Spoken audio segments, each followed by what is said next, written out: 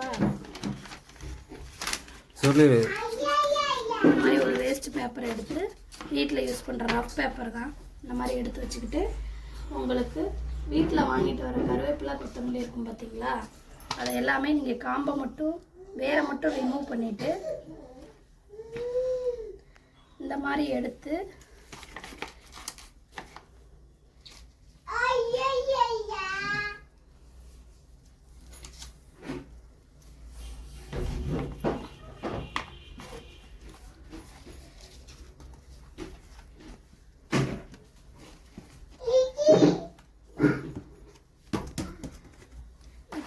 உங்களுக்கு வேஸ்ட்டாக இருக்க ஒரு ஸ்வீட் பாக்ஸில் அப்படி பேக் பண்ணி ஃப்ரிட்ஜில் பேக் பண்ணி வச்சிட்டிங்கன்னா உங்களுக்கு 10 days ஆனாலும் உங்களுக்கு கொத்தமல்லி தழை வந்து ரொம்ப ஃப்ரெஷ்ஷாகவும் இருக்கும், நல்லாவும் இருக்கும், அதுவும் அழுகாது, நல்லாயிருக்கும்.